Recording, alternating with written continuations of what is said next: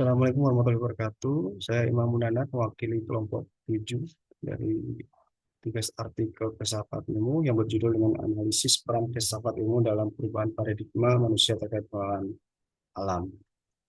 Adapun pendahuluan yang kami tuangkan di sini ialah latar belakang. Ada tiga di sini: lingkungan hidup merupakan karunia Tuhan mencakup laut, udara, air, makhluk hidup, dan kekayaan alam. Eksploitasi alam secara besar-besaran oleh manusia mengarah pada kerusakan lingkungan yang parah. Adapun paradigma manusia yang sering bersifat antrosentrisme memandang alam hanya sebagai alat untuk memenuhi kebutuhan manusia, maka daripada itu masalah yang akan kami tuangkan di sini, eksploitasi tanpa batas menyebabkan kerusakan ekosistem dan krisis ekologi. Adapun tujuan penelitian ada dua: menganalisis peran filsafat ilmu, khususnya aksiologi dalam merubah paradigma manusia dari antroposentrisme ke ekosentrisme. Yang kedua, mengembangkan pemahaman akan pentingnya menjaga nilai-nilai lingkungan yang berkelanjutan.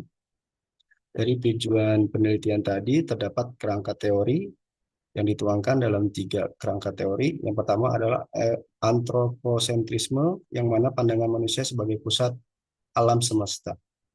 Kemudian alam dipandang hanya memiliki nilai jika berguna bagi manusia.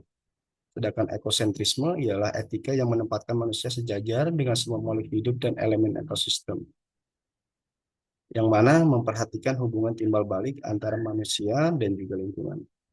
Sedangkan aksiologi yaitu cabang filsafat ilmu yang membahas nilai etika dan tujuan penggunaan ilmu pengetahuan, yang mana mengarahkan manusia untuk memahami pentingnya kelestarian lingkungan. Metode penelitian yang kami tuangkan, yang pertama ya jenis penelitian, sedangkan jenis penelitian sendiri kualitatif deskriptif, teknik pengumpulan data yaitu studi pustaka dari buku, jurnal, artikel, dan juga e-book. Secara pendekatan, pendekatan hermeneutik kritis untuk menganalisis referensi ilmiah terkait etika lingkungan.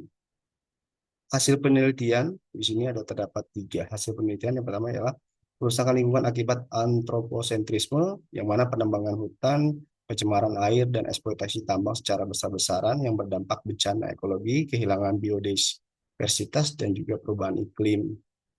Sedangkan ekosentrisme sebagai solusi menempatkan alam sebagai subjek setara, bukan objek eksploitasi, yang mana mengintegrasikan etika lingkungan dalam kebijakan ekonomi dan pembangunan. Sedangkan peran aksiologi di sini memberikan nilai moral pada interaksi manusia dan lingkungan yang mengarahkan tindakan manusia untuk menjaga keserasian antara kebutuhan ekonomi dan juga pelestarian alam. Contoh implementasi aksiologi, yang pertama penggunaan energi terbarukan, yang kedua pengurangan limbah dan polusi industri, yang ketiga pelestarian keanekaragaman hayati melalui kebijakan konservasi, yang terakhir pendidikan etika lingkungan untuk generasi yang mendatang.